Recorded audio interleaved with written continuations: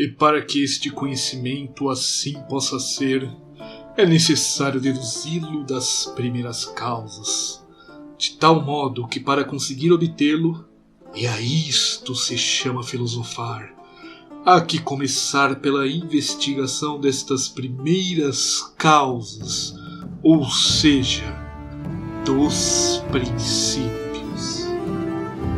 René Descartes, Princípios da Filosofia.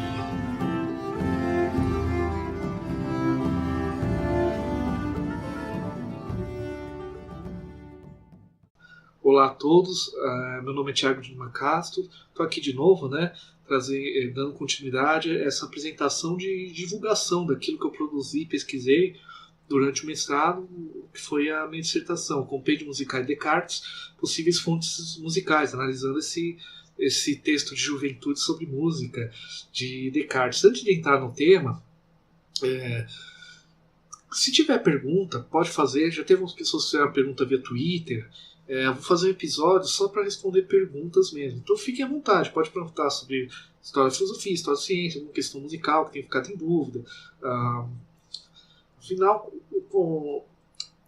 quando a gente pesquisa, lê muito sobre um tema, tem uma série de coisas que você entra tanto naquele universo que tem coisas que ficam muito claras para você, muito óbvias. Na hora que você vai levar a público, você vai comentar com outras pessoas, às vezes se esquece que alguns detalhes você conhece porque você estudou bastante aquele tema. Então fiquem tranquilos. Hoje a gente vai fazer a primeira parte com o título Jesuítas e Descartes. Na dissertação, no capítulo 2, tem 2 itens sobre os jesuítas. O que eu vou falar hoje, que é os jesuítas, conhecimento e música, e o próximo episódio, que vai ser voltado mais ao ensino jesuíta e a maneira como Descartes reagiu ao ensino jesuíta. Hoje, o foco é entender como que os jesuítas compreendem o conhecimento. Qual que é a relação dos jesuítas? Como eles compreendem o conhecimento e como eles entendem música. Por que discutir jesuítas e Descartes? Primeiramente, ele estudou no colégio jesuíta, como já falado, colégio La Flèche, e os estudos cartesianos ganharam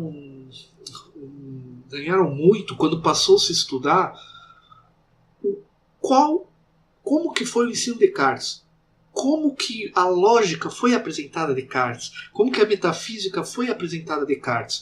E isso levou a um novo patamar os estudos cartesianos, porque Descartes foi um grande herói da modernidade, da filosofia francesa, tudo.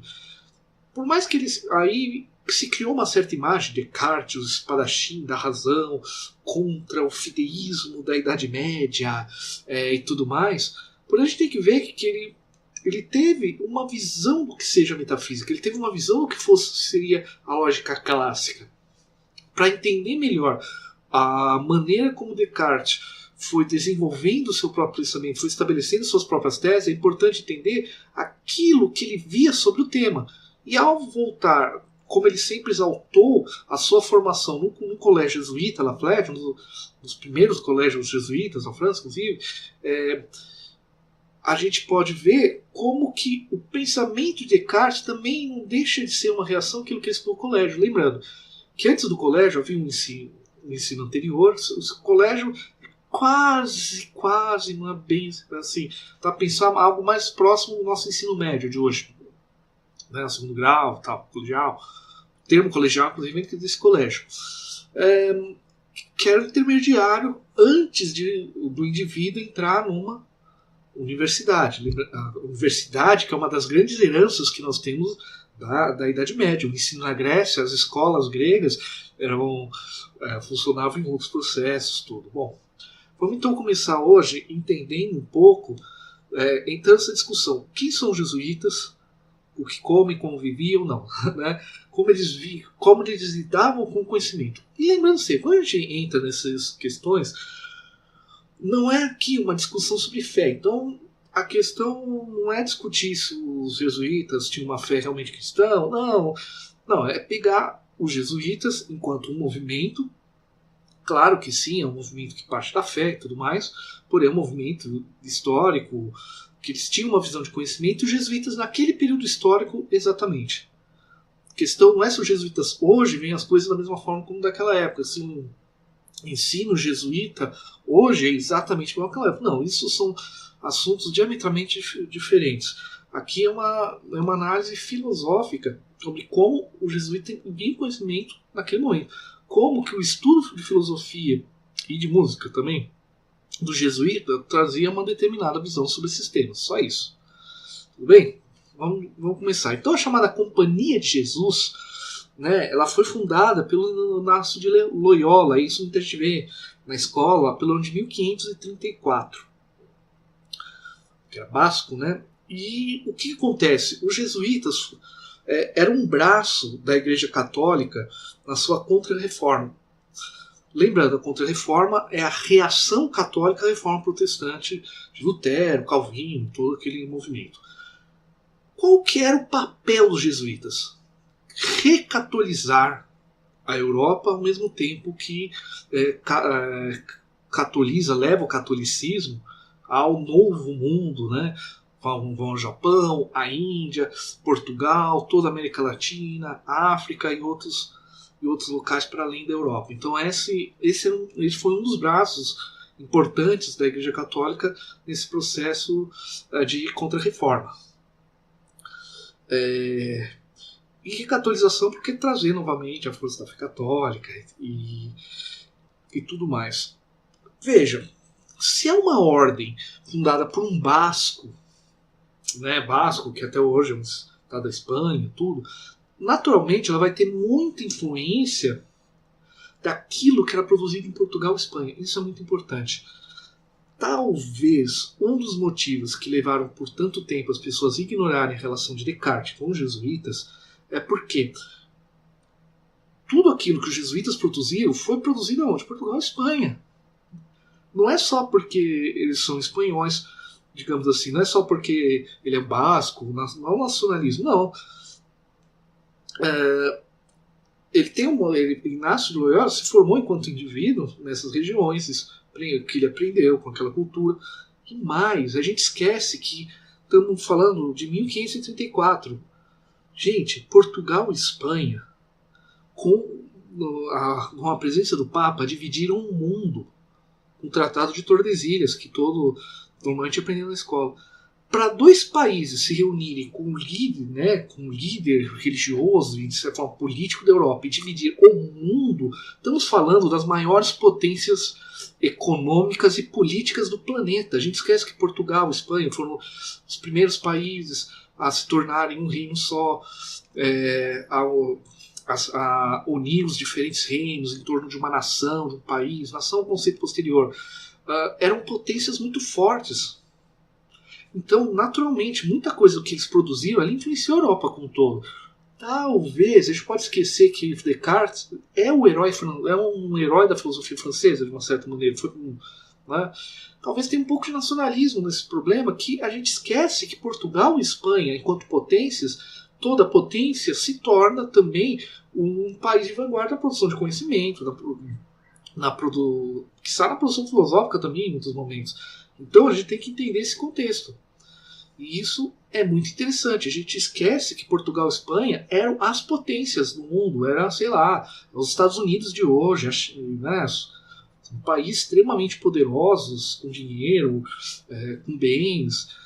Ninguém chega para você, dois países sozinhos, sentarem com o Papa e ele achar de boa dividir o mundo no Tratado de Tordesilhas, é porque são as potências. Depois talvez foram suplantadas por outras, sim, foram, inclusive por roubo de ouro, por França, Inglaterra, e Holanda, outros países, dos próprios portugueses. Então, outros países também estavam indo lá, mas naquele momento a força mesmo é Portugal e Espanha.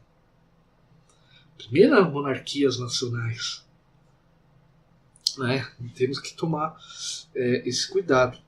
E como que você recatoliza a Europa? Como você atua para levar novamente a fé católica à Europa? Criando colégios, criando escolas. E isso porque o colégio é aquele lugar, então, né, os nobres, os fidalgos, né, uma associação do comércio, tudo, vão estudar antes de ir para as universidades, ou seja, dar uma formação ali universitária. os filhos de profissionais liberais, que lidavam com as artes liberais, e não só criando católicos, mas criando colégios católicos com uma metodologia homogênea, com um programa de ensino, quer dizer, com toda uma estruturação para que, independente de onde você abrisse colégio, ele tivesse o método de ensino, o conteúdo, tudo, fosse muito homogêneo, relativamente unificado para chegar a esse fim, para ter seu fim. Uma coisa que muita gente esquece, Loyola tinha sido um soldado, tinha uma formação militar. O que é um bom soldado? Um bom soldado é alguém que realiza algo. Se você é um soldado e não realiza alguma coisa, você não é um bom soldado. Então Loyola, ele tinha uma formação militar, então ele tinha um pensamento estratégico, que é importante naquele momento, e tem uma visão, como se pode dizer, de realização. Para eu realizar algo, eu preciso pensar muito bem numa estratégia. O que é estratégia? É uma preocupação com o método. Ou seja, eu tenho uma finalidade e como que eu vou, qual método, quais são as ações que eu tenho que pensar para chegar a realizar a minha finalidade. Preocupação com o método de realização. Isso é extremamente importante para nós pensarmos. Então, essa vivência como militar facilitou para Loyola pensar em como unificar a ordem do ponto de vista hierárquico, quer dizer, como que a ordem funciona bem hierarquicamente, tendo muito foco a disciplina e educação nos sentidos de seus membros. Esse é o grande foco. Então tem que ter uma organização, uma boa hierarquia, um trabalho, mas trabalhar a homogeneidade da ordem, não só no seu respeito à hierarquia, mas na própria formação dos indivíduos para a finalidade daquela ordem. Sem nenhum juízo de valor sobre isso. Nosso ponto não é esse. Você entender como fenômeno histórico, cultural, filosófico e tudo mais. Tudo bem? E essa questão... Peter Sloterdijk, que é um filósofo contemporâneo, vivo, produzindo um álbum interessante, tudo, ele vai chegar a dizer, isso não é meu foco, eu não chego a comentar, discutir isso aqui na dissertação, porque ia sair muito do foco, que o jesuíta é o primeiro homem de ação, é o primeiro tipo de homem moderno que é focado na ação, na realização, e não tanto na contemplação do divino, mas que a realização concreta, de ter que ir lá, ir para um outro continente e tal. O primeiro homem moderno seria o próprio jesuíta. Isso é extremamente interessante, mas, como eu falei, isso abre uma outra perspectiva de análise que não é o nosso foco aqui. Quando o Loyola fundou a ordem, ele criou um documento que é chamado, que é um texto famoso, ele tem os seus exercícios espirituais, né? Mas esse texto é interessante. Constituciones de la Compañía de Jesus.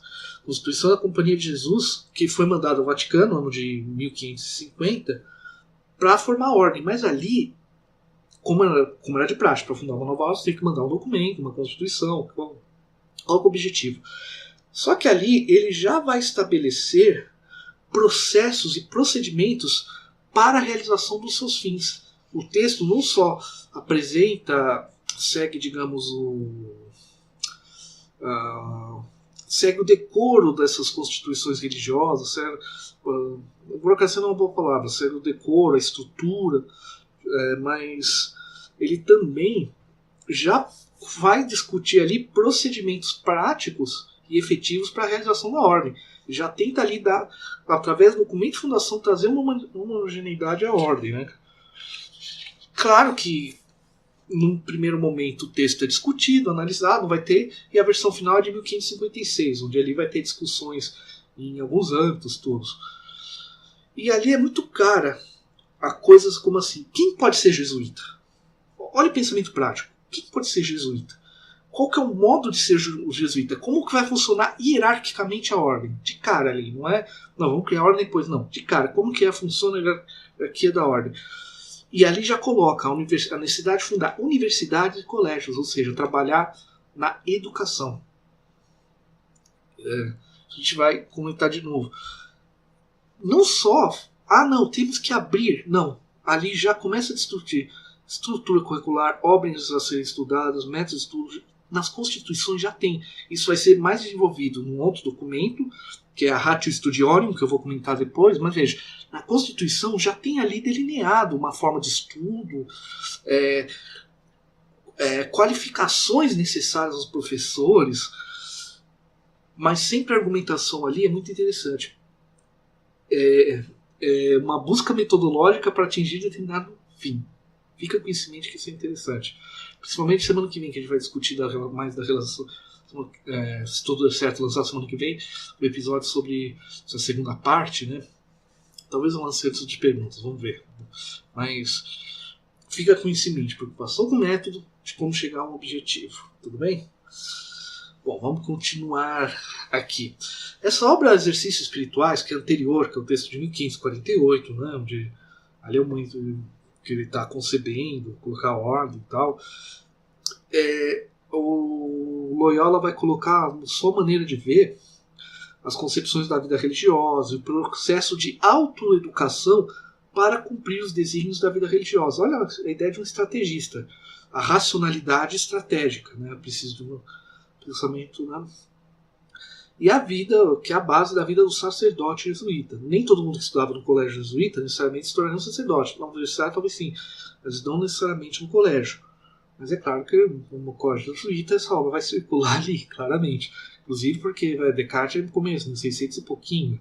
A ordem tinha uns 50 anos, é uma ordem relativamente recente ainda. Bom, e tem uma frase que eu destaco: o que é para ele são exercícios espirituais? Já vou comentar outra coisa sobre esse tema, mas olha só: qualquer modo de examinar a consciência, meditar, contemplar, orar vocal ou mentalmente e outras atividades espirituais. Porque, assim como passear, caminhar e correr são exercícios corporais, também se chamam exercícios espirituais os diferentes modos de a pessoa se preparar e dispor para tirar de si todas as afeições desordenadas e, tendo-as afastado, procurar encontrar a vontade de Deus na disposição da sua vida para o bem da mesma pessoa. Está aqui, né, Constituição. Percebam o seguinte: preocupação com o método, preocupação com o modo, há uma finalidade clara, mas há essa preocupação metodológica. Isso que eu acho importante deixar muito claro. E não é a diferença de corpo e espírito, tem umas coisinhas meio cartesianas aqui, de passagem, né, mas isso é outra coisa. Inclusive tem um texto, Exercício Espiritual, do Pierre Hadot, ele até comenta, boa parte dessa é uma obra famosa, boa parte dos títulos de exercícios espirituais é uma leitura que o Loyola teria feito dos filósofos helenistas. Talvez isso é um parênteses, mas fica aqui, né? Fica aqui o contexto, né? Bom, e quanto mais se analisa esse texto, está aí disponível gratuitamente na internet, tem ali até um link, uma bibliografia da dissertação para ele. A gente vê constantemente essa preocupação com o método e os passos para dominar a si mesmo, né? Inclusive tem um autor que cito, que é o Molina. Ele tem um trabalho grande sobre os jesuítas, que ele vai dizer que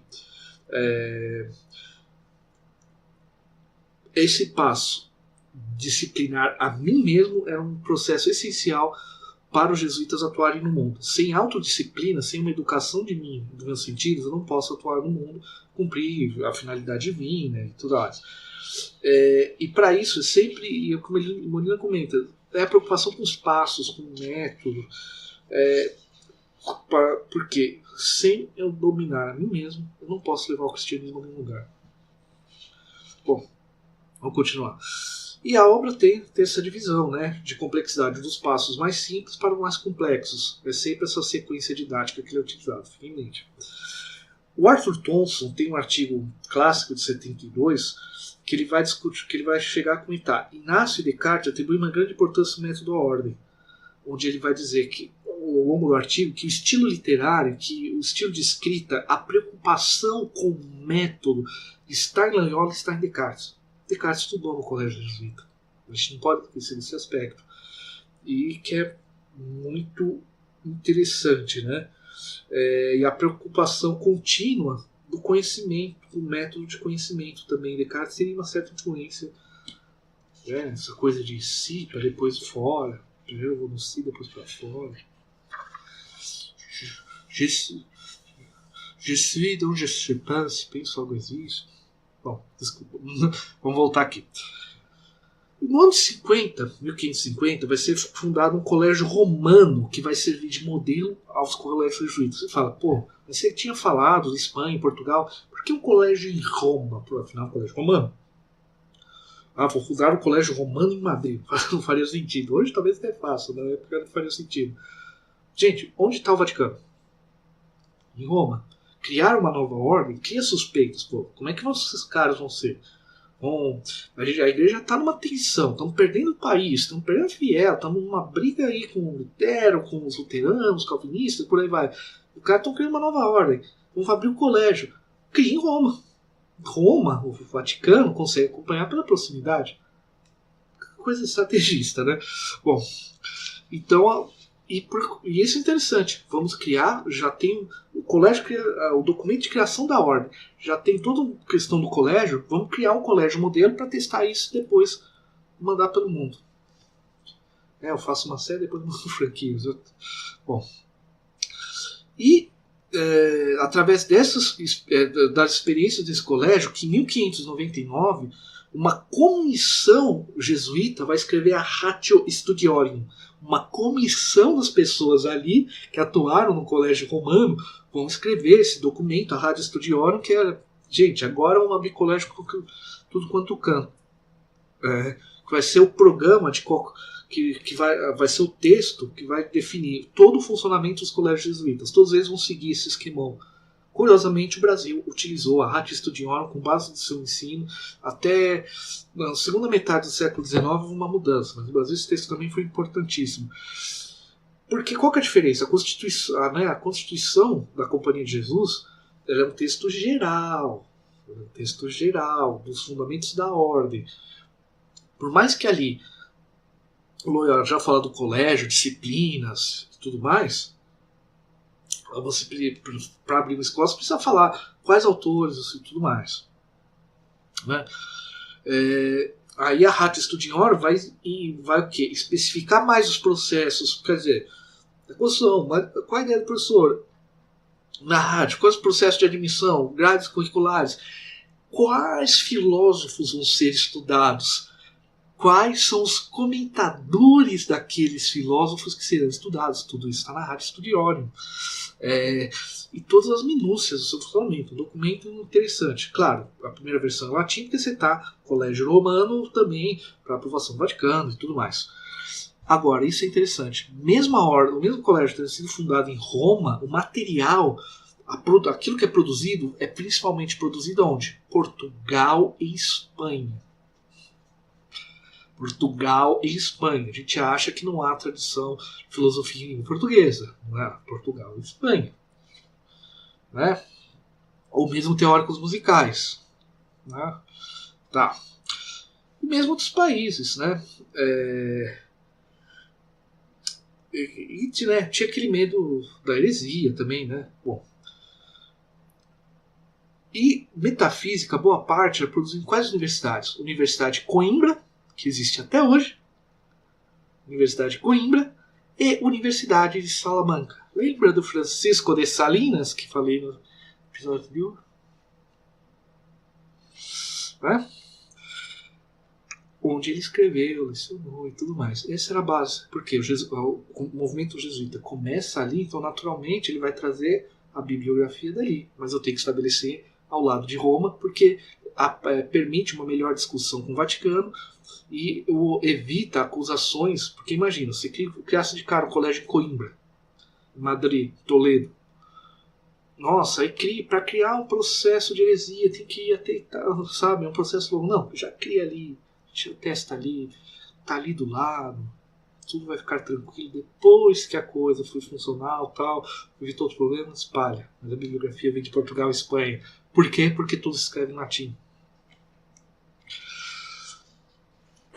E tem uma coisa interessante. Isso, é claro, que é para tentativa de evitar heresia. Eles tinham uma obediência grande à Igreja Católica, era um princípio quase indiscutível. Vai levar até durante a história do movimento jesuíta no século XVII algumas mudanças de posturas para seguir as ordens do Papa. Tal. Uma ordem recente, não é uma ordem franciscana, não é uma ordem de 500 anos, é uma ordem de 50, até, tem que ser mais cuidadoso. E olha o que é interessante.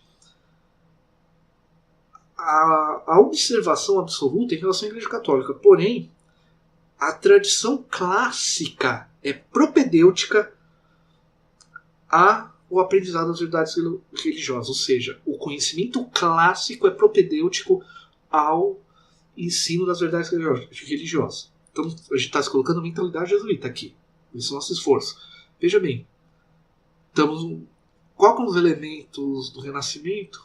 Humanismo, retorno à Idade Clássica. Eu crio colégios que atendam aos auspícios humanistas e, ao mesmo tempo, traga um elemento católico aqui. Olha que ideia interessante.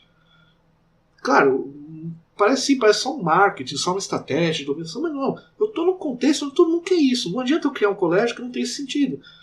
E é contra, e a própria, inclusive porque essa ideia do conhecimento clássico ser base do aprendizado da fé é uma coisa que os teólogos fazem muito durante toda a história da Igreja Católica, né, da Baixa e da Alta Idade Média. Aqui você está reagindo e levando isso aos leigos. Esse é o problema. Os leigos vão estudar, tudo bem, vão usar o conhecimento clássico, ou seja, eu introduzo os leigos que estudam ali a própria teologia. Interessante.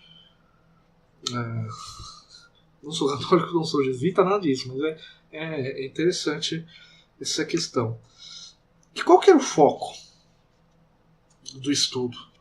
Latim, lógica, gramática, retórica e dialética. Inclusive se tinha aulas em latim, se falava o latim. Então a gente tinha um conhecimento muito profundo em latim. Se Descartes estudou no colégio jesuíta e o foco muito era latim, claro que ele conhecia muito bem a língua. Cada escolha das suas palavras são muito bem pensadas. Então, bom.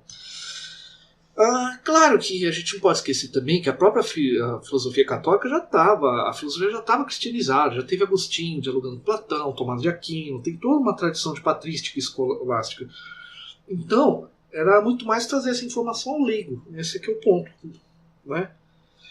E outra coisa, o aluno ali, depende se ele for jesuíta ou não, ele tinha que ter uma capacidade interna de tomar decisões morais.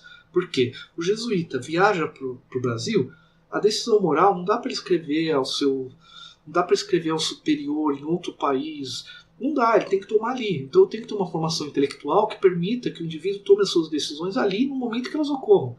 Esse também era o foco, a capacidade argumentativa, né? Afinal, filhos de profissionais liberais tudo, que esse médico, advogado, e além da necessidade de pregação, né? Você vai pregar se você não souber argumentar, não ter domínio sobre essas áreas, como você vai, se você posteriormente ir para a universidade tornar um jesuíta. Não tem como. E é claro, né? Formar, mas também trazer aos leigos que têm interesse em estudar, que é outro fenômeno da Renascença. Tá, vamos entender a maneira como eles viam a lógica. O estudo de dialética e lógica era realizado a partir de excertos do Organon do Aristóteles, que é um conjunto de textos do Aristóteles sobre lógica, que tem os livros Categorias da Interpretação, Analíticos Anteriores, Analíticos Posteriores, Tópicos e Elencos Sofísticos. Ao mesmo tempo, para esse material básico de estudo lógico, eu tenho a Introdução às Categorias de Porfírio de Tiro, que é um texto clássico. Porfírio foi um filósofo neoplatônico que aproximou Aristóteles. Isso é muito interessante. Aristóteles nunca foi abandonado, exatamente. Aristóteles produziu no século V a.C. 6 a.C. e dominou até 1600, 1000 anos de filosofia aristotélica. Não, 2000 anos de filosofia aristotélica. Na verdade, o que o Porfírio fez? Ele aproximou o pensamento de Aristóteles do neoplatonismo. E essa introdução era extremamente. Essa introdução dele, nos comentários sobre as categorias, era um texto essencial. Por muito tempo, você estudou Aristóteles só por esses comentários Porfírio, para ter uma ideia. Porfírio de Tiro, né? Bom. Só que quais os comentários mais recentes utilizados? Então você tem dois textos clássicos, os próprios textos de Aristóteles e do Porfírio, que é outro texto clássico, todo mundo comentou sobre isso. filósofo jesuíta português, Pedro Fonseca, da Universidade de Coimbra. E o teólogo espanhol, jesuíta, Francisco Toledo. Pedro Fonseca. Dicas de passagem, interessante falar um nome de filósofo realmente tentando falar da língua certa português. Apesar que deveria falar que isso tem que Portugal, que eu não sei imitar, né, mas é o Pedro Fonseca, filósofo português. Descartes, né, os melhores colégios da França, como Descartes vai dizer, filósofo português e espanhol, latino, né, ibérico. Ou seja, Fonseca e Toledo vão ser os eixos interpretativos da obra de Aristóteles, como ela será ensinada nos colégios. Qual que é o foco dos jesuítas no estudo e na questão da lógica? O foco é o estudo do conceito de analogia e na relação entre as proposições, é o foco argumentativo. Então, todo o ensino aristotélico tinha um foco particular jesuíta, de filósofos jesuítas, não o Tomás de Aquino, claro, citado aqui ali, mas o foco ali era a leitura, e que era uma das leituras mais recentes, inclusive, uma das leituras mais... O termo é ruim, mas uma das leituras mais avançadas da época sobre Aristóteles era essa. Bom, só que tinha uma diferença. Aristóteles foi lido por muitos filósofos diferentes, teve várias leituras durante a Idade Média, mas tem até questões de tradução também. Questões de tradução, como por exemplo, ontologia, teoria do ente ou teoria do ser? É o estudo do ente ou o estudo do ser? Na Idade Média, ontologia era estudo do ente. Sabe aquela expressão ente querido? Então, estudo do ente, eu sou um ente, você é um ente. Enquanto que, se traduzir direto o grego, é o estudo do ser, é outra coisa. Então, o Aristóteles passou por muitas leituras diferentes. Se a gente for ver a lógica para o Aristóteles, eu vou comentar um pouquinho da lógica para o próprio Aristóteles para ver a diferença do jesuíta. Para Aristóteles, o silogismo é uma técnica de inferência, uma teoria de conhecimento, uma teoria de cunho, entre aspas, científico. Perguntar que o entre aspas, não estou falando que não que é ruim, entre aspas, porque a gente usa o termo científico e pensa a nossa ciência hoje. Na verdade, em geral, a gente pensa a ciência como um senso comum meio século XIX e tal, mas infelizmente. Mas aqui, quando eu digo científico, que é uma técnica para adquirir conhecimento. Para Aristóteles, a lógica é um modo de inferir conhecimento. Para, a partir de premissas, eu chegar à verdade, eu deduzir a verdade, eu inferir a verdade das proposições. É uma técnica de conseguir conhecimento. Tudo bem? De produzir conhecimento. Produzir ciência. Ciência é conhecimento, né? Vem do grego, do latim scientia, né? E do grego episteme. Significa conhecimento. Tá? Para o jesuíta, ela tinha uma ideia. Os jesuítas já trabalhavam de uma outra forma. Para eles, a lógica é um processo de exposição do conhecimento. É um aspecto de exposição do conhecimento que imita o funcionamento do pensamento. É um lance um pouco mais psicológico. Por que essa diferença? Vou dar ao imitar o processo do pensamento, eu tornaria mais claro o processo pelo qual o pensamento chegou a uma conclusão. Né? Essa é a visão jesuíta da lógica aristotélica. Enquanto para Aristóteles, visava uma outra coisa. Aristóteles escreveu mais ou menos século 6, 5 a.C., né, da era antiga, para a tecnologia mais recente. Então, como que funcionava a lógica para ele? Vou dar um exemplo clássico do silogismo aristotélicos. Ouçam a frase: Sócrates é homem. Todo homem é mortal. Logo, Sócrates é mortal. Esse é um exemplo de um raciocínio lógico, de um silogismo, que é uma técnica de utilização da lógica. Vamos entender. Primeira ideia: Sócrates é homem, ou seja, o indivíduo, o particular, o indivíduo Sócrates é parte do universal homem. no sentido de ser humano, de raça humana e tal. Sócrates é mortal. Então eu pego um particular e atribuo a ele ser parte de um universal, ser um representante do universal homem. Melhor dizer. E todo homem é mortal. Ou seja, eu pego esse universal e atribuo através do verbo ser, através do uma propriedade, uma característica, um aspecto, um modo, um aspecto de sua essência. Ou seja, o do homem é mortal. É característica do humano ser mortal. Logo, se Sócrates é homem e todo homem é mortal, portanto Sócrates é mortal. Percebam, para Aristóteles, eu infiro, ou há uma inferência da mortalidade de Sócrates a partir das exposições bem ordenadas. Tudo bem? Por que a afirmação, a conclusão é verdadeira? Aristóteles vai dizer: todo homem é mortal. Primeira premissa: o homem é parte do universal? Isso condiz com a realidade? Sim. Segundo, mortalidade é uma característica do universal homem? Sim. Portanto, se as duas premissas são verdadeiras e eu faço esse corte no meio, né, praticamente eu corto o homem, que é o elemento de união entre as duas premissas, e deixo o começo e o fim. Portanto, é verdade. Se ambas as premissas são verdadeiras e a conjugação delas é possível pelos processos de racionamento, de lógica, eu deduzo, melhor dizendo, eu infiro que Sócrates é mortal. Então, essa é a teoria lógica de Aristóteles. Esse é o ponto de estudo de lógica por Aristóteles, século VI e V a.C. Só que a lógica aristotélica ela foi estudada por diversas escolas. Aristóteles foi esquecido no Ocidente, mas estudado no mundo muçulmano, e depois, graças aos muçulmanos, retornou ao Ocidente. Depois de 2000 anos, você aplicando durante a Idade Média a lógica aristotélica como base de todo o conhecimento teológico, de todo o conhecimento, eu começo a ver os problemas da lógica, eu começo a lidar com os limites da própria lógica. Então há um debate muito longo sobre Aristóteles ao longo da Idade Média. É um curso gigante que se faz.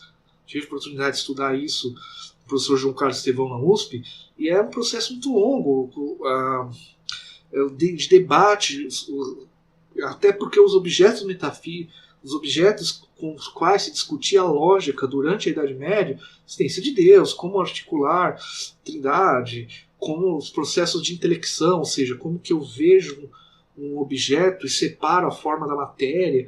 São discussões bem abstratas, bem complexas. Então é como se eu testasse a exaustão a lógica aristotélica. Quando eu vou testando a exaustão, vão aparecendo problemas, vão aparecendo lacunas que vão sendo preenchidas. A gente lembra, comentando quando falei do contexto filosófico, por exemplo, quando o Roger Bacon escreve a Nova Organum, ele está tentando trazer uma nova organo, ou seja, uma substituição ao organo aristotélico, focando no método empírico que já está ali em Aristóteles. Aristóteles usa muito a empiria. Esse nome empiria tem mais a ver com o sexto empírico, que é um filósofo da Antiguidade Tardia e tal. Mas, então percebam, isso fica. Quando você vai vendo as lacunas da lógica, o problema, e mais, a lógica em Aristóteles está muito relacionada à linguagem. E o jesuíta, eles já trabalham com o problema seguinte, eles já trabalham com questões internacionais. O direito internacional começa em Coimbra, que é o problema. Nós somos europeus, estamos chegando, qual que são os direitos dos indígenas?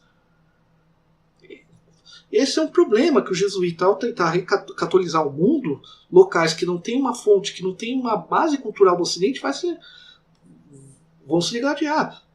Diga-se passagem, boa parte dessa tendência antropofágica, né, como diria o Oswaldo de Andrade, do Brasil, de misturar a sincrética, em parte vem do jesuíta, porque o jesuíta vai entender que tem aspectos que são culturais. Então, e o que é mais cultural do que a língua? De uma certa forma, o jesuíta vai trabalhar uma ideia de separação entre língua, entre linguagem e pensamento. Então, para o jesuíta, para a lógica jesuíta, é como que o pensamento encadeia conceitos. Então, quando eu uso a lógica, eu vou concatenar bem os pensamentos, vou expô-los de maneira clara e minha argumentação vai ser mais convincente porque eu acompanho o método do pensamento. Porque há uma separação entre pensamento e linguagem, coisa que para Aristóteles não há. Pensar é linguagem. Razão, o próprio termo logos também é palavra. Também tem a ver com as palavras. E esse é um debate muito longo que levou a Ockham, na Vale de Ockham. A grande saída da interpretação jesuíta é essa, entender uma separação entre pensamento e linguagem e entender que a lógica aristotélica talvez não funcionasse exatamente da maneira como Aristóteles pensou. Ou pelo menos não dá-se mais para aplicar dessa maneira. Nós vamos ver, tem uma série de questões. Então, quando eu sigo essa leitura de Pedro de Fonseca e Toledo, que é o seguinte: se Sócrates é mortal, o meu pensamento se coadjuna com aquela ideia. Ok, o mortal, Sócrates é homem, meu pensamento se coadjuna com essa proposição. Todo homem é mortal, o pensamento se coadjuna, portanto Sócrates é mortal. Ou seja, eu acompanhei os próprios processos do pensamento e o exponho na linguagem. Essa é a questão dos jesuítas.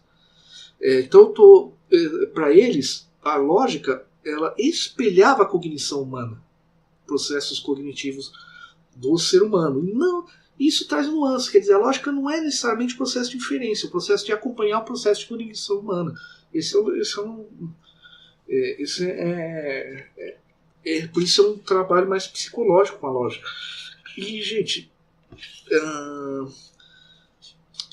é um trabalho muito amplo. Fonseca e Toledo, eles buscam fazer uma interpretação definitiva da lógica aristotélica. Isso daria uma dissertação inteira. Eu tenho planos de fazer doutorado, trabalhar com isso não é bem no plano, mas isso dá um estudo muito complexo. E a gente tem também uma outra noção que é o seguinte: eles partem do princípio que o conhecimento clássico ele é propedêutico, ele é básico, para usar um termo mais comum, ele é básico para nós aprendermos as verdades da fé católica. A verdade da fé católica está aí. Então percebam que eu já parto do princípio que há uma verdade. Para Aristóteles, eu vou inferir a verdade através do processo da lógica. Para os jesuítas, elas me permitem chegar à razão, chegar àquilo que a fé revelou, digamos assim. Essa é uma concepção. Para nós é estranho, mas a gente tem que lembrar que a fé é uma condição essencial. É um pressuposto teórico. Muitas vezes as pessoas discutem isso, aí entra aquela questão. Claro que você pode discutir os problemas disso, tudo, mas para alguém, pensador católico, a fé é um pressuposto teórico com que ele está trabalhando. É dessa forma que os medievais trabalhavam. Claro que isso gera limites ao pensamento, claro, gera, mas há uma honestidade ali. O que eu estou querendo dizer é isso. Muitas vezes a gente coloca em valores, não, eles são católicos. Eu tenho a fé nisso, a fé me mostra isso, a minha razão tem que se coadjuvar. A gente tem que tomar um cuidado, fazer uma análise de como eles pensavam. Porque, veja, daqui a 500 anos, se a ciência e a filosofia, se o mundo é certo, os filósofos daqui a 500 anos vão olhar para nós, nossa, esses caras do século XX, comecinho do século XXI, não entendiam bolhufas de nada. Eles tinham pressupostos teóricos, X, Y, os biólogos vão olhar para os biólogos de hoje, nossa, os médicos vão olhar, que bando de açougueiros, os caras usavam bisturi ainda, laser grosseiro, os caras não sabiam disso, daquilo. Sim mesmo, conhecimento é um processo. Para os jesuítas era muito claro, respeitável e evidente um pressuposto de fé. Para nós pode não ser. Tranquilo. A gente tem que entender a mentalidade daquele ator que escreve. Senão a gente tranca o nosso entendimento para aquela situação. Como eu digo, eu não sou católico. Não sou católico, portanto não sou jesuíta, não sou muito. Então, mas para entender eu tenho que ter esse pressuposto, só isso. Bom, e é claro, não dá para fazer uma visão, mas veja. Imagina Descartes se deparando com uma visão, se a lógica não é uma maneira de inferir conhecimento, como que eu posso basear todo o conhecimento na lógica? Problema do método. né? Ainda que é um problema que Descartes vai dizer, pô, eu posso às vezes defender através da elegância da argumentação defender um argumento falso, uma verdade, tá legal. Agora vamos para a parte de matemática. Havia uma ênfase muito grande entre o modo de ver o conhecimento jesuíta na matemática. Para o Loyola, a matemática já era importante, ele dava um destaque. Mas vai ter um jesuíta, que é o Christopher Clavius, que ele vai cuidar dessa parte do Colégio Romano do Ensino de Matemática, que ele vai dar um destaque no colégio e nas universidades jesuítas, que é algo que não ocorria naquele momento. Por quê? O ensino começava por artes liberais, né? O ensino no colégio focava-se em artes liberais, tudo aquilo que seria propedêutico ao estudo universitário de direito, medicina ou teologia. O ensino de artes liberais, mesmo no colégio jesuíta, começava com o trivium. Lembra que falamos do trivium? Lógica, gramática e retórica, e depois o segundo ciclo, quadrivium, né? Aritmética, música, astronomia e geometria. A música, nesse caso, é aquela música teórica que a gente discutiu, como discutida dentro da parte matemática. O que é interessante? Os jesuítas deram um tempo a mais.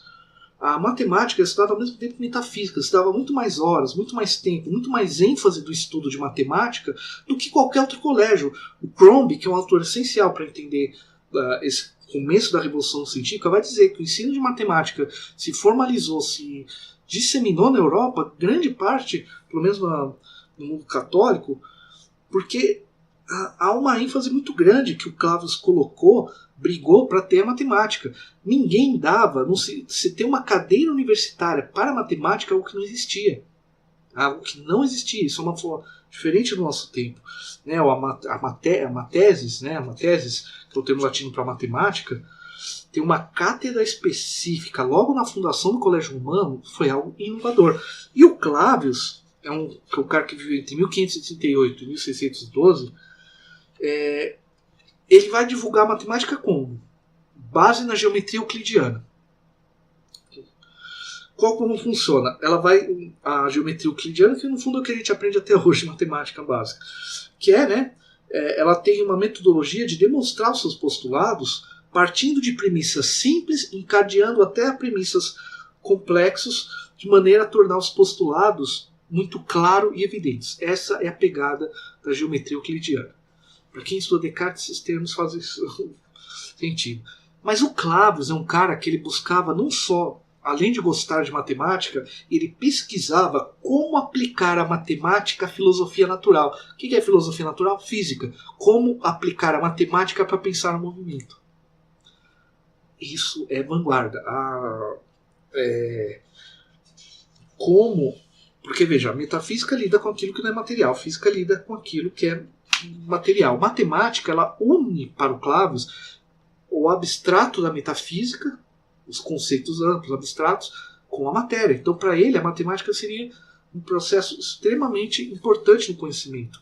Como diz o Peter Deer, a matemática é parte integral da filosofia, não mesmo que a física e a matemática. É assim que Clavius e os jesuítas, por consequência, vão ver a matemática. Ela é parte integral da filosofia, porque ela une física e metafísica. Ela está ali.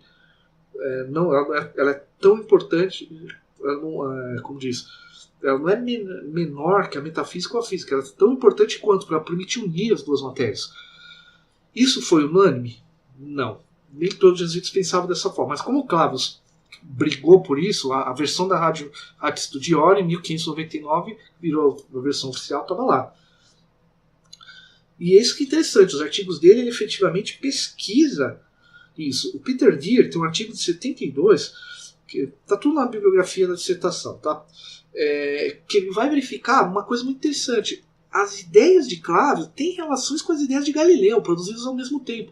A busca de Galileu, a grande busca de como trabalhar matematicamente com a física, que vai ter lá em Newton, grande, física newtoniana, o Clavius está em busca disso.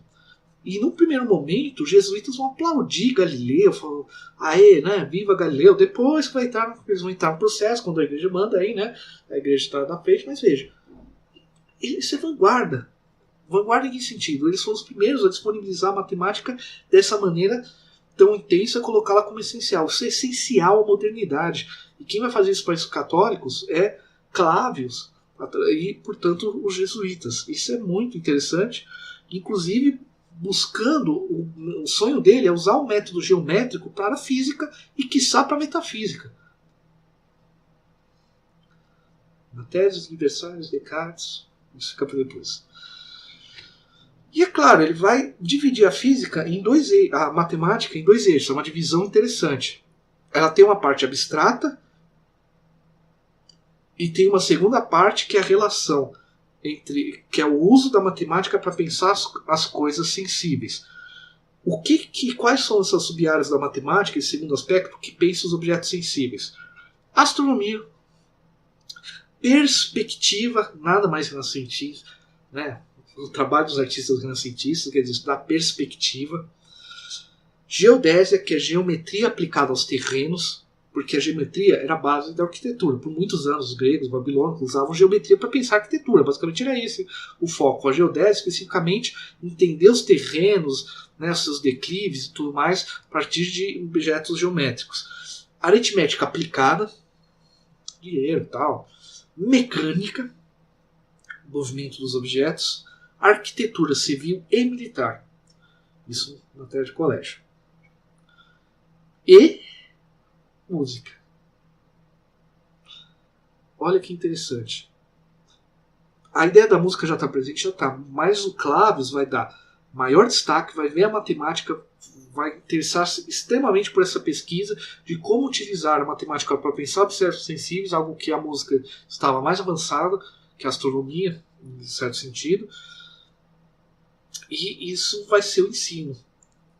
Os jesuítas são essenciais nesse processo de levar a matemática à modernidade.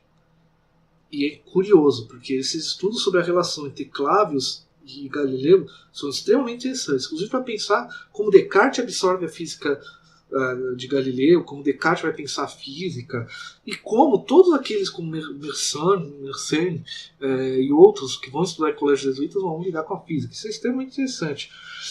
E, gente, essa relação também tem um cunho pitagórico, né? Os pitagóricos também, os gregos, o número é uma coisa interessante, que o número é uma quantidade, é um objeto ontológico e ao mesmo tempo é uma forma. Para os gregos, o ponto era o número 1, o número 2 era a linha, né? 2 pontos, o número 3 era o triângulo, e o número 4 era o retângulo, 4 pontos. Então tem uma base. Veja, tudo isso tem uma base desde a antiguidade. Contudo, a coisa do Clavius e, portanto, os jesuítas vai ser o quê? Dar essa ênfase à matemática tão grande. E é claro que a música aqui vai ser vista de um ponto de vista teórico, enquanto arte liberal, focado nas relações matemáticas. Isso, o Clavius, ele não vai ter, nos escritos dele, uma grande ênfase sobre música. O foco dele é a física. O foco dele é a pesquisa dele, de como juntar matemática e física, né? Mas está lá na Ratio Studiorum. Então, né? E por isso que na própria não há a Ratio Studiorum não tem uma instrução prática muito intensa sobre o ensino prático de música. Isso não tem. Houve uma tensão para Loyola, por um momento prático, tinha concepção que havia vários locais, a própria formação anterior aos colégios daria base para os jesuítas aprenderem música. Todo fidalgo no exército aprende a tocar sua laúde, tocar sua flauta, cantar nas cores da igreja. Então, para ele não era tão útil. Isso gerou alguns probleminhas com o Vaticano, porque a música atraía pessoas da igreja, mas não há um receio no Loyola, uma herança agostiniana, na verdade, de que o excesso de prática musical poderia afastar o estudante da outra finalidade, que é a realização. Né? Então, ele, inclusive, num certo momento, ele até, numa das versões da Constituição iniciais, tinha até uma certa proibição à posse de instrumentos musicais e à prática do canto. Depois isso foi modificando. Né? E olha, Marcos Roller é um pesquisador brasileiro, musicólogo, que ele tem uma pesquisa muito extensa sobre a relação dos jesuítas e da música, a formação da música brasileira. Ele tem um livro publicado sobre isso que é interessantíssimo e a tese dele de doutorado está disponível. O livro é muito bom, mas vale comentar que a tese que está disponível online tese de doutorado, ela tem 2 volumes. O segundo volume não entrou no livro, porque a tradução de documentos jesuítas, muitas vezes em espanhol, latim, outras línguas, principalmente latim e tal, sobre música. Então tem o primeiro, que é o texto dele, que apresenta ideia, e tem essa tradução de documentos. Vale a pena procurar para quem tem interesse. O que ele vai dizer? Os motivos para as restrições à música tinham um fundo prático. Marcos Roller falando. Desde sua criação, um aspecto importante da Companhia de Jesus era o que chamavam de cuidado dos bens espirituais. Ou seja, atividades como catequese, pregação, confissão, comunhão e administração de sacramentos e atuação junto ao povo através da educação assistenciais. Segundo Loyola, a música observaria os padres e tiraria atenção do trabalho cotidiano. Essa é a questão. Bom, como falei, isso gerou uma atenção e, como os estudos do Marco Roller comentam, a música no processo de catequese foi essencial. Há muitos estudos, o próprio Roller, vale a pena ir atrás, tem, tanto da tese quanto tem um artigo que é muito interessante, artigos que ele escreveu também, para a gente entender como que a música foi um instrumento de catequese. Mas não tinha, isso que é importante ver, não tinha essas ações especiais. Aqui na América Latina, então, por mais que tinha essa regra, foi essencial o processo de catequese. Inclusive tem compositores do México, desde o século XVII, já compositores assim, que se tem registro já por causa disso. Bom, então a música estava ali. O estudo da metafísica, como que ocorreria? Como que ocorreria? Através das obras de Aristóteles, de Generatione e Corruptione, a geração e corrupção, de anima, a alma, né, e a metafísica, focando nos problemas em torno da alma. Eles recomendariam que o estudo de metafísica não entrasse nas questões sobre Deus, porque é algo que seria foco mais do estudo de teologia na universidade. E o foco seria ler e interpretar os textos da obra de Aristóteles através dos comentários de Toledo, Fonseca e também de Francisco Soares, que era professor que foi professor da Universidade de Coimbra. É interessante que ele não cita Aquino, né? Muito interessante, é uma autora anterior e tal. Mas é claro, o Aquino é indicado para o estudo de teologia e moral, mas aqui a metafísica, o foco realmente não é esse. Qual que era a questão dos jesuítas, o modo de estudo de metafísica? Era partir do Aristóteles para estabelecer a verdade cristã. Esse é o foco, ou seja, trazer aos leigos aquele conhecimento teológico sem entrar nas questões de Deus que são mais complexas. Colégio e tal. Eu parto do Aristóteles para estabelecer as verdades cristãs, principalmente sobre a alma, na questão da imortalidade da alma e tal. Isso é o foco. O foco deles, ao colocar o estudo nos colégios, não é fazer um estudo minucioso de Aristóteles per se. Não é para estudar o Aristóteles metodicamente. É para usar Aristóteles para estabelecer a verdade da imortalidade da alma. Tem a questão, isso é uma fuga? Não. É uma fuga, né, de ler Aristóteles profundamente, ver que não tinha relação? Não. Articular a metafísica de Aristóteles com o cristianismo é um projeto já do Pedro Abelardo, né, Pedro Abelardo, para aquele fim. É mais uma coisa, eu posso usar os conhecimentos válidos, racionais de Aristóteles para fundamentar a metafísica, só isso. O estudo de moral se dava a partir da ética Nicômaco de Aristóteles. Aqui, nesse caso, moral e ética não tem diferença, basicamente. Tem um ponto mais subjetivo aqui na moral do que social, mas o foco é o indivíduo, cuidar de si, mas claro, a capacidade do indivíduo de pensar os problemas quando ele vai virar padre, né, para orientar os outros. Também com os comentaristas de Coimbra com a base de casuística. O que é casuística? Eu parto de uma leitura da ética Nicômaca, como metodológica, tendo em vista os princípios cristãos, amor próximo e tal, mas o que é casuística? É pensar problemas específicos do dia a dia, ou seja, buscar numa base lógica uma resposta para esse problema moral das situações cotidianas. O foco da casuística não é só pensar moral no sentido abstrato, é aplicá-la a questões cotidianas. Lembra a ideia de educação de si, educação dos sentidos, domínio de si? Para isso, o estudo da ética e uma ética aristotélica, que é uma ética bem prática, digamos assim. Claro, e tem uma questão interessante.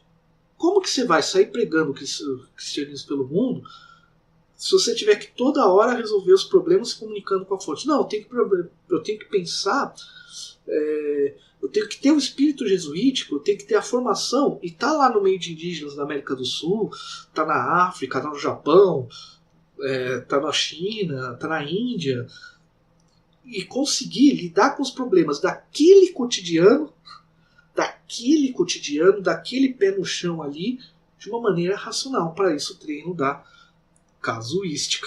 Na Síria também, ou seja, a ética aristotélica era uma forma de acesso de educação para a casuística, para dar orientação espiritual, para o próprio tomar as suas decisões, levando em conta o chão. Isso que é interessante. É uma lógica extremamente prática, de pensar em casos para colocar um outro. Sem entrar no aspecto religioso da casuística, né, estou analisando isso é interessante. O foco deles era entender a lógica para orientar o outro e a si mesmo, levando em conta toda a subjetividade daquele problema, toda a situação concreta daquele indivíduo naquele problema. É interessante esse foco. Havia obras específicas, né, como a Summa Casum Conscientiae, que é a Suma dos Casos de Consciência, Pedro Toledo, publicar, né, que é um livro de 1586, e a Relectio de Indies e de Jure Belli, Releitura dos Índios e a Lei das Guerras, do frade dominicano Francisco de Vitória. Isso da Universidade de Salamanca, 1539, que é a base do direito internacional. Desculpa, falei, em Coimbra tinha também esse foco, mas primeiro apareceu ali em Salamanca. Veja, isso é a parte do ensino, inclusive do ensino no colégio. Eu usar uma obra que trata da questão do indígena e das leis, independente da maneira como vemos hoje essa questão, vamos entender a mentalidade jesuíta, no caso. Que a releitura do índio da lei das guerras, quer dizer, eu estou lidando em territórios lá fora. Como que eu lido com índios? Eles não têm a nossa base cultural, têm outros costumes. Como lidar com isso? Né? Claro, para catequizar e tal, né? Mas veja, então percebam que o ensino moral é extremamente prático e focado na subjetividade das coisas. Isso que é interessante. Para quem já conhece um pouco Descartes, já entende um pouquinho, né, a moral provisória, seguir as leis locais. O problema do jesuíta é casuística. Ele tem uma norma, né, ética aristotélica, os princípios cristãos. A ética aristotélica se dá sobre o modo de pensar as causas, mas levando em conta o pé no chão. Esse é o foco. E a gente vê o seguinte, o que os jesuítas fizeram no final das contas? Eles assimilaram diferentes tendências do Renascimento. Então aqui a gente tem uma tendência muito forte, aqui. Uma leitura de Aristóteles que permite evitar os problemas que certos outros autores tiveram, que de uma certa forma levaram à criação da ciência e tal, é uma resposta ao humanismo. Né? Então o Tolkien é unir matemática e física, que é algo que estava ocorrendo, que foi essencial para a formação da mentalidade moderna, e, né, a necessidade de clamar pela fé católica, agir no mundo de maneira a fortalecer essa fé, vai levar à criação de instituições voltadas a essa visão de conhecimento. Como que se dava um pouco na prática, a gente vai ver no próximo episódio, discutindo o Colégio Lafayette e como Descartes reagiu. Não vamos discutir o que Descartes propôs a partir das suas críticas, porque isso viraria um negócio extenso com todas as obras de Descartes. Não, mas só foco aqui é música. Mas a reação de Descartes à maneira como o jesuíta vê o conhecimento é essencial para entender por que Descartes usa aquela estrutura que escreveu dentro daquela estrutura que discutimos no episódio anterior sobre o compêndio musicae. E vejam, tem um ponto que eu na dissertação não falo nesse item, eu falo no próximo, mas os jesuítas tinham a dança. Eles incentivavam a dança como exercício de postura, né? A dança obriga o indivíduo fidalgo a ter uma boa postura, e como exercício de domínio de si. Diferente da dissertação, vou começar a comentar isso agora, porque é interessante. Primeiro que se tem dança, alguém tem que tocar. Não tem rádio, não tem YouTube, não tem Spotify. Então tem que ter alguém tocando. Gente, não há discursos que valorizam tanto a dança. Há toda uma discussão rítmica sobre o ritmo que remonta a Agostinho, porque o ritmo traz um problema de um tempo interior em relação ao tempo exterior. É importante no pensamento de Agostinho para pensar o tempo, mas aqui eu estou valorizando a dança. A dança são corpos se movendo. Para eles era importante o contato da dança, tanto como parte da vida fidalgo, tal. A dança é parte de certos ritos sociais, né, tal. Mas veja, para a educação dos sentidos também, né, corpos se aproximando, educar. Não tem essa valorização da dança. Isso não é comum naquela época. Discursos que valorizem a dança. Do ponto de vista prático, todo mundo valorizava a dança. Mas outra coisa é fazer é uma ordem religiosa recomendar a dança. Ah, mas tinha os franciscanos, os franciscos gostavam de dançar. Mas outra coisa é uma ordem que incentiva a dança no colégio, na sua própria constituição e na sua ratio studiorum. Isso é uma outra pegada. Eu estou discutindo, estou argumentando em favor da dança como um exercício físico, de uma certa forma, um exercício espiritual, melhor postura, exercício físico, né, ajuda a educar os sentidos, de como lidar com a aproximação entre corpos, tudo, até redes sociais, mas colocar a dança é algo um pouco fora. É parte da formação do fidalgo? É, porque ele vai dançar, vai ter danças aqui e ali, mas outra coisa é uma ordem religiosa colocar a dança. Tendo São Jesuíta do século XVI, do século XVI, XVII, colocando dança no colégio. Isso é extremamente interessante. Extremamente interessante. Haveria uma relação entre isso e a maior valorização da dança.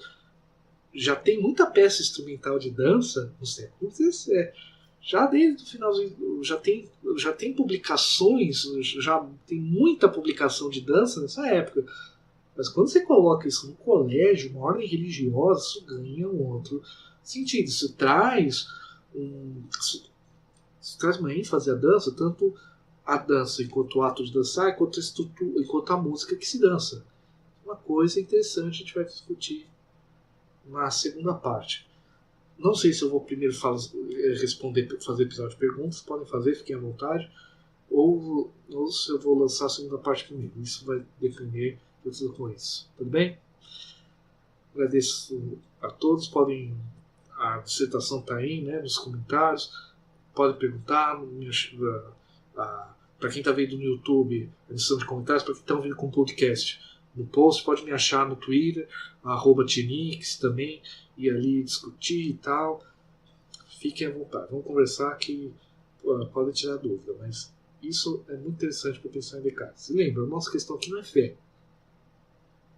Não é uma discussão de fé, é uma discussão histórico-filosófica. Obrigado a todos aí pela paciência.